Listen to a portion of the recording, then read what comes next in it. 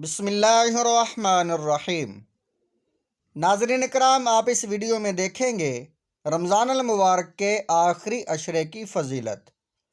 پہلے عربی متن آپ سنیں گے اور دیکھیں گے بعد میں ترجمہ۔ بخاری اور مسلم کی احادیث پاک ہیں۔ آپ کے سامنے کتاب ہے معارف الحدیث۔ آپ سے گزارش ہے ویڈیو کو مکمل دیکھیں، لائک اور سبسکرائب کریں۔ ان عائشہ قالت کان رسول اللہ صلی اللہ علیہ وسلم یجتہد فی العشر ما لا یجتہد فی غیرہ، رواہ مسلم۔ عشرہ اخیر اور لیلۃ القدر۔ معارف الحدیث، حدیث نمبر 896، فصل کتاب الصوم۔ حضرت عائشہ صدیقہ رضی اللہ تعالی عنہا سے روایت ہے کہ رسول اللہ صلی اللہ علیہ وآلہ وسلم رمضان کے آخری عشرہ میں عبادت وغیرہ میں مجاہدہ کرتے اور وہ مشقت اٹھاتے جو دوسرے دنوں میں نہیں کرتے تھے۔ صحیح مسلم۔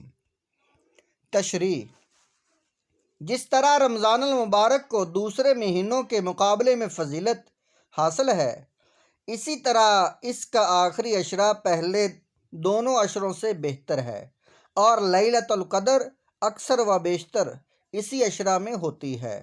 اس لیے رسول اللہ صلی اللہ علیہ وآلہ وسلم عبادت وغیرہ کا اہتمام اس میں اور زیادہ کرتے تھے اور دوسروں کو بھی اس کی ترغیب دیتے تھے۔ دوسری حدیث پاک ہے ان عائشہ رضی اللہ تعالی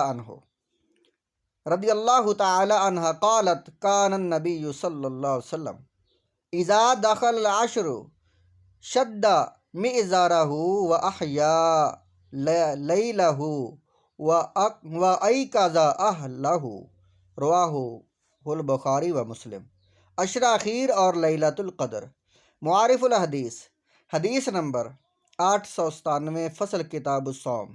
حضرت عائشہ صدیقہ رضی اللہ تعالی عنہا سے روایت ہے کہ جب رمضان کا عشرہ اخیر شروع ہوتا تو رسول اللہ صلی اللہ علیہ وآلہ وسلم کمر کس لیتے اور شب بیداری کرتے، یعنی پوری رات عبادت اور ذکر و دعا میں مشغول رہتے، اور اپنے گھر کے لوگوں یعنی ازواج مطہرات اور دوسرے متعلقین کو بھی جگا دیتے تاکہ وہ بھی ان راتوں کی برکتوں اور سعادتوں میں حصہ لیں۔ صحیح بخاری و مسلم۔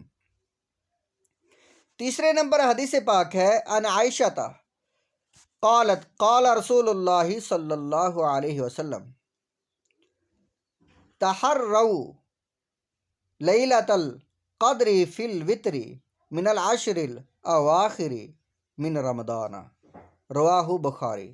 عشرہ اخیر اور لیلۃ القدر۔ معارف الحدیث، حدیث نمبر 898، فصل کتاب الصوم۔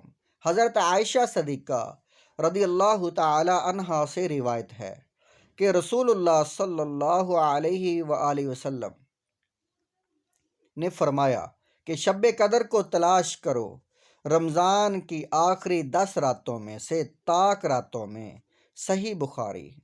تشریح: مطلب یہ ہے کہ شب قدر زیادہ تر عشرہ اخیر کی طاق راتوں میں سے کوئی ایک رات ہوتی ہے، یعنی 21ویں یا 23ویں یا 25ویں یا 27ویں یا 29ویں۔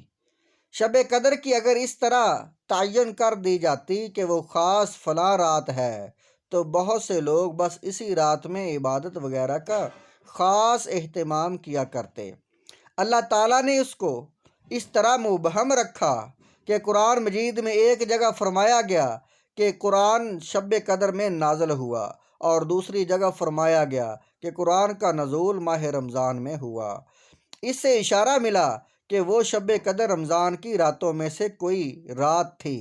پھر رسول اللہ صلی اللہ علیہ وآلہ وسلم نے مزید نشاندہی کی طور پر فرمایا کہ رمضان کے آخری عشرہ کی طاق راتوں میں سے اس کا زیادہ امکان ہے، لہذا ان راتوں کا خاص اہتمام کیا جائے۔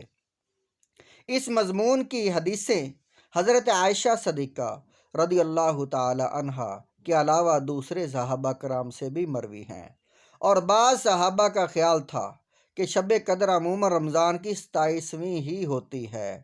اللہ تعالی ہم سب کو شب قدر عطا فرمائے اور عبادت کی توفیق عطا فرمائے۔